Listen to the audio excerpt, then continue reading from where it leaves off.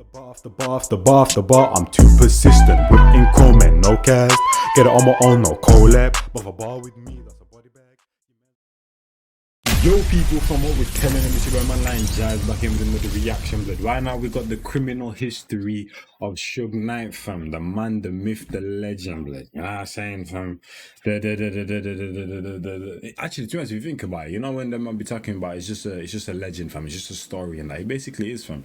Because man literally did his doings and that, fam. Did his due diligence, did all his menacing acts to society and that, fam. And then just dipped off, blood. I mean, he's not dipped off. He's locked away somewhere, fam. You know what I'm saying, blood? But yeah. Anyway, the criminal history of Suge Knight, fam. Let's get into it, blood. Shout out to Insider Hotspot, blood. You know what I mean? And let's see how we break it. Let's see how he breaks it down. Because obviously we've heard history about this guy from through the documentary we watched, through the movies we've seen from that have been made about Tupac, that have been made about Biggie. We've seen them from documentaries that were from the police's point of views. From obviously the other day documentary came out of Biggie, which was from P. Diddy's point of view, fam, from people close to him and that. So there's hella documentaries from hella people's point of views and that, family members chatting, blood, you know what I'm saying, mums, pops, all of them thing there, blood. So let's get into it and let's see what details it gives us, if this is all ish that we've heard already, or if he's gonna give us something, you know what I'm saying, a bit different than that. 1990s, Suge Knight was at the top of his game. As a music executive, releases from his label were also at the top of the charts. Once a football player who flirted with stardom playing for the Los Angeles Rams, he traded the athletic spotlight for the music industry. Suge was co-founder and CEO of Death Row Records, a music label whose time he's even calling his label Death Row, fam. Yeah, you know, yeah, that's a dangerous person. Name would eventually ring a little too true for the mogul. From the verbal insults to violations and even involvement in one of the biggest murders to ever shake the rap world, Suge Knight has a long and storied criminal past. If you are wondering how someone who was catapulted to the top of his music career ends up in jail until at least 2037, then you're in the right place. Here are the exclusive details of the criminal history of Suge Knight. I mean, the dangerous Suge Knight. A colossus with a temper. Even before he was a cutthroat music exec, Suge had a mean streak. In 1987, his then girlfriend 2037 and he's 56. Yeah. Came forward with claims of aggregation and battery, specifically that Suge had chopped off her ponytail. He was arrested for domestic violence and a few weeks later would be picked up for violence, once again, but the undomestic sort. On Halloween, Suge ended up in jail for carrying a concealed weapon in a stolen car after attempting murder, all in a day's work for the soon-to-be CEO. From bodyguard to bully. After playing only 2 games as a replacement with the Los Angeles Rams and concealed weapon in a stolen whip for attempted murder. You know, like, just think about that for a minute, blood. To bully. Okay, then. After playing only 2 games as a replacement with the Los Angeles Rams in 1987, Suge made his first foray into the music world. He became a concert promoter and a bodyguard, offering his services to celebrities like Bobby Brown. But being second string wasn't good enough, and in 1989, he started his own music publishing company. He picked up another couple of battery charges, one in September 1990 and the other in October.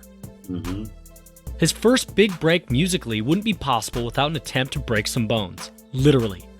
Robert Van Winkle, aka Vanilla Ice, had recently found fame with his chart topper, Ice Ice Baby. There was only one problem. Allegedly, the song included material written by Mario Johnson, a client of Suge Knight's, and Knight wanted a piece of the success. Suge and his bodyguards attempted to persuade Van Winkle on numerous occasions to sign over royalties. When this didn't work, Suge made his way to the Van Winkle's hotel room to try a different form of communication, one that involved him dangling the singer off the balcony held only by his ankles. So mad. That involved him dangling.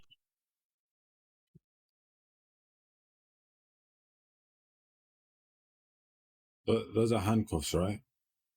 He's got that as it.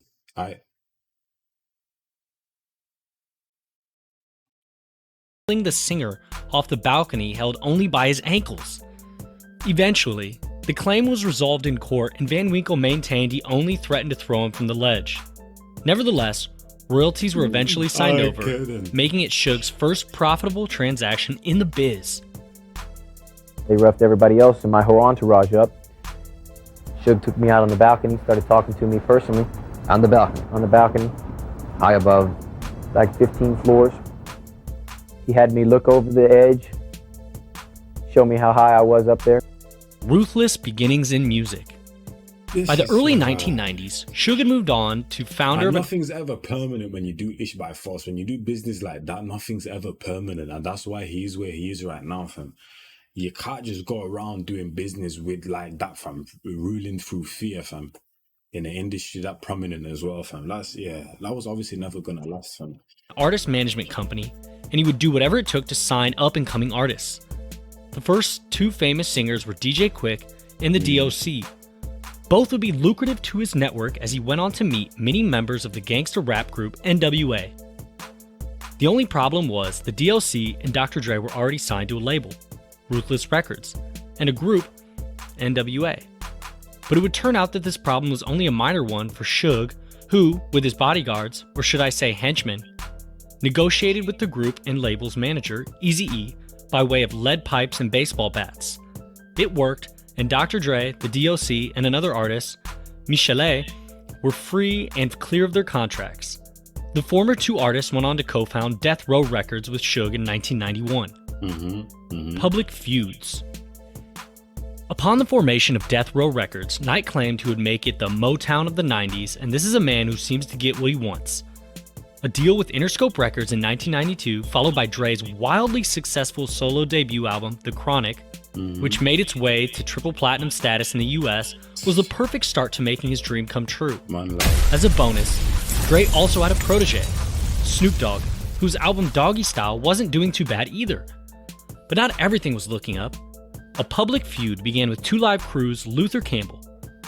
Not one to be taken advantage of, Knight was allegedly seen blatantly carrying a stolen gun when in Miami for a hip-hop convention. He also made his intentions a little more clear with the opening of a private, appointment-only nightclub called Club 662 in Las Vegas.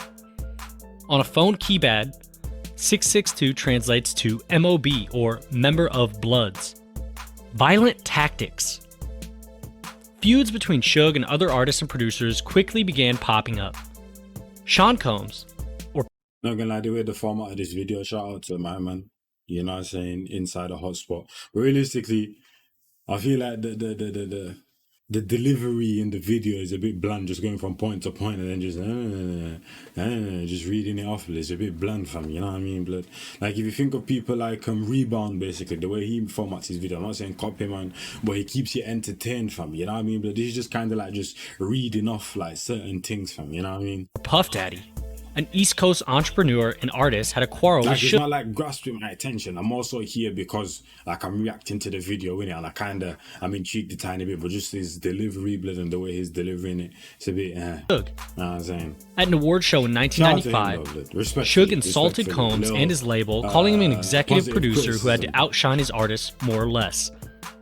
He claimed Combs could be seen dancing in his artist's music videos or ad-libbing on. Fact, he never really wanted to be in the background, blood. They asked, and he was uncomfortable with that. I get it, because people in the music scene, when it comes to producers, when it comes to managers, people's teams and that, fam, they don't get enough credit. Kind of like the football thing with people's number twos and that, blood. Like the manager will get all the thing, but he might have a number two that, you know what I mean, that helps keep everything to, you know what I'm saying, but he will get the credit. It's kind of like that in the music industry, film industry as well, fam. So I can understand, but the way he went about it and sorted it out and that, fam, and tried to manipulate certain situations and handle certain situations to get that is what people question. Combs and his label, calling him an executive producer who had to outshine his artists more or less. He claimed Combs could be seen dancing in his artists' music videos or ad-libbing on their songs. And anyone out there who want to be a recording artist and want to stay a star and don't have to worry about the executive producer trying to be all in the videos, all on the records dancing, come to Death Row. It worked out for Suge, who signed MC Hammer, Snoop Dogg, and Tupac in quick succession in 1995. Each artist recorded tracks that found success on the charts. But some of Suge's violent tendencies became too much for others. Dr. Dre became wary of Suge's thuggish reputation and his menacing characteristics and ultimately bowed out, going on to form Aftermath Entertainment. It's no surprise that a host of anti-Dre diss records ensued from Suge's camp. 1995 conviction. Around this time, Suge was facing legal troubles. A federal case brought against him found him guilty of the attack of 2 rappers at a recording studio in the summer months of 1992. This was in addition to a weapons violation charge. Suge pleaded no contest and only received 5 years probation. Allegedly, he was able to secure this light sentence by promising recording contracts to family members of the prosecuting attorneys. My thing. From mogul to alleged murder. Tupac Shakur wasn't on probation, but in prison in 1995, serving 4.5 years around the time of his signing to his record label. How then does one go from jail to signed artist? Suge Knight paid his bail, which was in the $1 million bracket, freeing him from behind the bars during the time of his conviction was being appealed. This was in exchange for Tupac signing to his label. The next year, Tupac made it big with All Eyes on Me. And that's the thing though. When you get into someone, under someone's thumb like that, fam, that age can be dangerous, blood. You know what I'm saying? Man playing your whole bail and that, and they'll, you know what I'm saying, now you owe him a massive favor, fam. That's some dangerous ish right there, fam. You know what I'm saying? You see these kind of ish in films all the time, and that you just don't really see IRL because you're not connected to and see certain ish in these industries, blood. But fam, nah, that's definitely not something that you'd want. Unfortunately, and through Tupac's movies and that, fam, you could definitely see, fam, you know what I mean? The happy days were short-lived. In September, Suge and Tupac were members of a group that attacked Orlando Anderson. After leaving a Mike Tyson boxing match, the group returned to the lobby of their hotel. In said lobby, they were caught on tape beating Anderson. Anderson was a Southside Compton Crip gang member. Remember Suge's member of Bloods Club? Sounds suspicious to me. A few short hours later, the car carrying Knight and Tupac was riddled with bullets. Tupac was fatally struck 4 times, and Anderson became the prime suspect. 6 days after the shooting, on September 13, 1996, Shakur died. Strangely enough, a few months later on March 9, 1997, Shakur's rival on the East Coast, Biggie Smalls, or the notorious B.I.G., suffered the same fate via drive-by shooting in Los Angeles. Knight quickly came under suspicion for the murder, even though he was behind bars. Whether he was enraged at the loss of a profitable artist or was seeking revenge as an MOB is unclear, but former artists of his record label, notably Snoop Dogg, have claimed Knight was involved in the murders. The theory. Russell Poole, an ex-detective, only added fuel to the fire that Suge was a prominent figure in both murders of Biggie and Tupac. He claimed that Tupac wanted out of the deal he was agreed to with Suge, becoming part of his record label, and rather see him dead than signed with another label. Suge had him killed. You know what I'm saying? It's a dangerous game you're playing when the way Tupac came about Death Row and that, or Death Row Records, fam, and the way he came about it, and the way he got involved with it, and the way he came into man like Suge Knight's hands, it's a dangerous game, fam. You know what I'm saying? One that I don't know. Maybe I don't know if he even had a choice in what even happened, whether. Because obviously, if you're in prison for how many years and someone says, yo, let me pay your bail, sign this record, more times you're going to say yeah and that, fam. You know what I'm saying? Because prison is a different type of place that you don't want to be in it.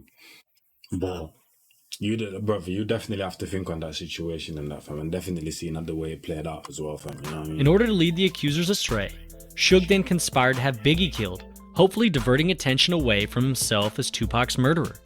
The detective claimed it was Suge, Amir Muhammad, a mortgage broker, the chief of police, the LAPD, and a rogue cop all conspired to have Biggie killed. Ultimately, a $500 million lawsuit ensued pitting Biggie's family, the Wallaces, against the city of LA. Kevin Hackey, once an associate of Suge's record label turned intel source, said he had info implicating Suge Knight.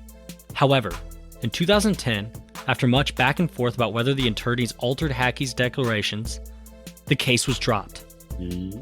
Other theories abounded by the FBI and writers of popular publications. Some claim that Knight actually paid Wardell Pouchy Faust to kill Biggie because he was Puff Daddy's biggest moneymaker.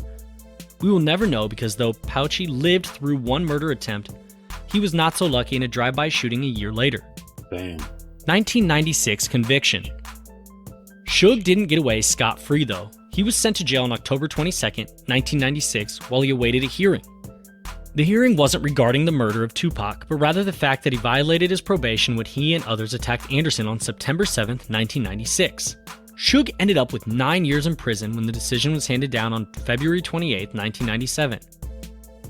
He ended up only serving 4 years and was released on August 6, 2001. 2003 conviction. Time behind bars did nothing to dull his violent tendencies, unfortunately. Come on, this guy was in 2003, he struck a parking lot attendant. On June 21st, Suge was visiting the White Lotus Club in LA, and when he went to leave, he found that his car had been blocked. Bad news for the parking attendant. Suge was arrested for allegedly punching the parking attendant from behind. This was parole violation number 2 in the past 6 months alone. A few months earlier, in December, he was arrested for associating with a known gang member to which a judge gave him 61 days in prison. After only being out from behind bars for a short time, he was sent back for another 10 months. It's safe to say he has a hard time following the rules. It's hard to lead a music empire when you're behind bars. Death Row Records began to struggle until you could say it was on death row itself. 2005 had Suge cited for a moving violation after he was pulled over for an illegal U-turn. He was found to have pot in the car and a lack of insurance, so back to jail he went. Suge had no choice but to file for bankruptcy in 2006. This was partially due to the fact that he had been ordered by a judge to pay $107 million to a woman named Lydia Harris. Harris said that Suge had cheated her out of half the profits and ownership of Death Row Records. But Suge claimed he only had $12 to his name and didn't know a thing about money being kept in banks outside the US or his dealings with an African gold and diamond company. No one bought it, and the judge proceeded to have a bankruptcy trustee take over his record label.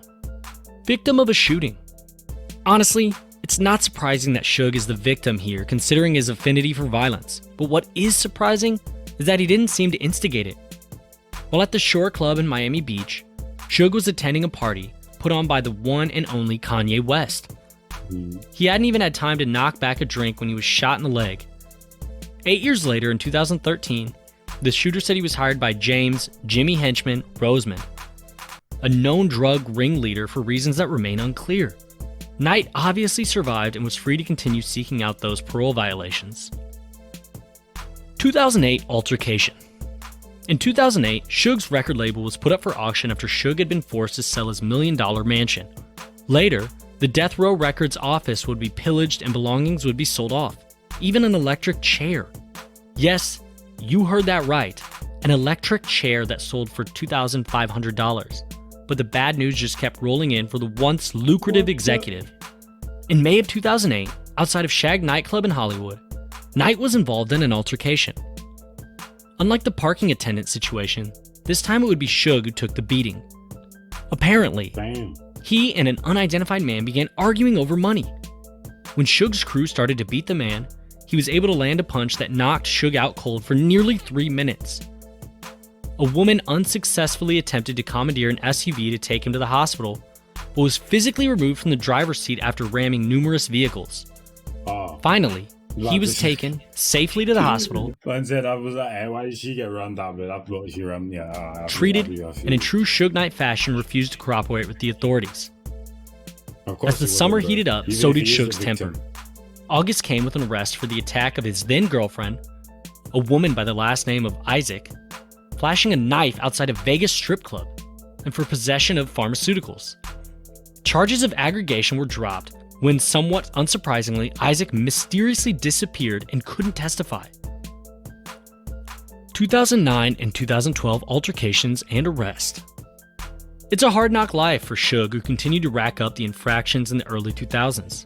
A fight at a private party in the W Scottsdale Hotel put him in the hospital once again, this time for facial injuries. Robert Carnes Jr. and Thomas Leon Anderson Jr. were tased by police and arrested for beating up the music mogul. The fight was said to be regarding business matters, but it was unclear exactly what happened. Later in 2009, Suge was connected to a break-in at artist Akon's house in which 5 men stole $170,000 of the singer's belongings. The robbers claimed it was because Akon owed Suge money. He wasn't charged, but not one to enjoy his freedom for long. In 2010, he was picked up at a shopping mall for failure to appear in court. In 2012, Suge got to add another mugshot to his collection after he was arrested for possession of cannabis and numerous traffic violations resulting in warrants. Amid all this nefarious activity,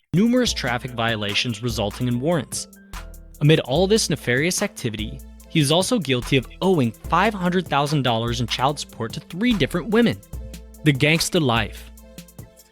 Suge tends to live out at a certain point when you just get tired of all of this, blood. Like at a certain point, bruv. You get into your 30s, you get into your 40s, you get into your... Bruv, wouldn't you just get tired at some point? Like, bruh, come on, man. Like, at one point, you just need to grow up, blood. And just be like, alright, enough of this BS now, fam. Let me just, you know what I'm saying? Let me just try pattern up on that, fam. That's ridiculous. Most of the illicit activities his music is known for rapping about. But his days terrorizing seemingly everyone he came into contact with would soon come to an end. It hadn't even been a hot minute after his 2012 arrest when he again went to jail for a traffic violation in 2013 and was found to have an outstanding warrant. Then, in 2014, he was shot again at a party being hosted by Chris Brown. The man must have 9 lives because after taking 6 bullets, he walked himself from the West LA Hollywood Sunset Strip nightclub, One Oak, to an ambulance. Law enforcement was at a loss because Suge wasn't saying a word. Again. A week and a half later, he was back in action, healed up well enough to carry out a second-degree robbery with comedian Cat Williams. The duo stole the camera of a celebrity photographer, paparazzi, in Beverly Hills. In the end, the robbery trial was the least of his worries and was delayed. Manslaughter. Law enforcement had bigger fish to fry with the music mogul in 2015 after a serious car accident. The crash happened around 3 in the afternoon in the parking lot of a fast food restaurant in Compton. It is believed the victims and Suge Knight had been arguing in the Straight Outta Compton film set, and the former label owner tailed the men to a burger stand. At that point, a red pickup truck rammed the 2 men, Terry Carter and Clay Sloan. The former, a supposed friend of Suge's, was killed and the latter had head injuries and a mangled foot. Suge fled the scene, but had been seen earlier in the day cruising around in a shockingly similar red truck. Later, he claimed the ramming was in self-defense. Security footage and accounts of others say otherwise, that the accident was intentional. It appears he backed up into the men, running them over, and then drove forwards, hitting them again. Knight turned himself in shortly after and was subsequently arrested. He fired his attorneys and suffered medical complications numerous times throughout his trial. Nevertheless, bail was set at $25 million and eventually decreased to $10 million. After collapsing in court and citing health issues, he argued for a lower bail, which was refused. He shuffled up his legal team again for the 4th time. However, it turns out he did actually have a health condition, blood clots, and this landed him in the hospital and delayed his trial. But he couldn't run, or should I say, lay in a hospital bed forever. And his legal woes caught up with him. In addition to the manslaughter, he was accused of threatening death or bodily injury on account of threatening texts he had sent to the director of Straight Outta Compton.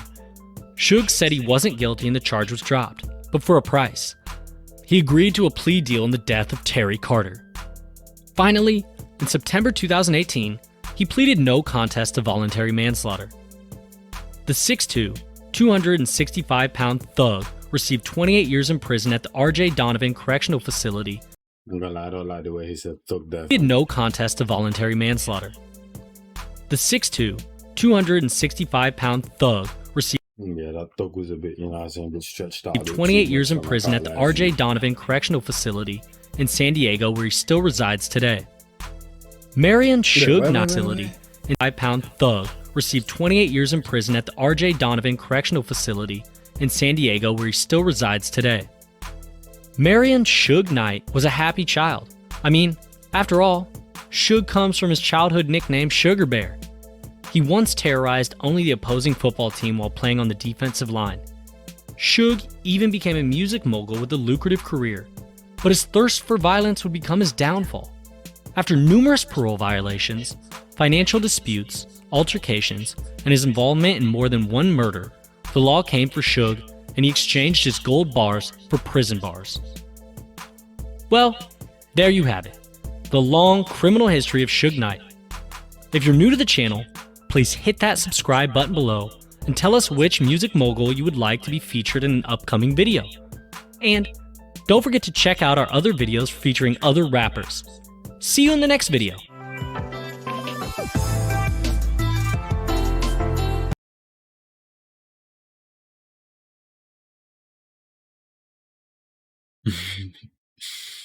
Hey, I'll catch you man in the next one though, fam. You know what I'm saying? Once again, shout out to Inside the Hotspot, fam. You know what I'm saying? I'll catch you man in the next one. It's by my man Jazz. And I'm out here. I'm in with people, man. Man like Suge Knight, fam. He needs to pat down up. Bar after bar after bar after bar after bar, I'm too persistent with encroachment, no cast. Get it on my own, no collab. But if a bar with me, that's a body bag. Your mans want smoke, then he leaves with a toe tag. Whole squad hit with a double mag Glock. Got left in the street and the body's getting chucked. Bullets with names and your shit's getting popped. Better be with me and the bag's getting cocked. Still gotta chase the bag, humble. Ain't gotta brag in the league on my own and my stats getting flagged. Hit me for the feet, got verses in stats. Come through like the queen, gotta pay that tax. Premium sir.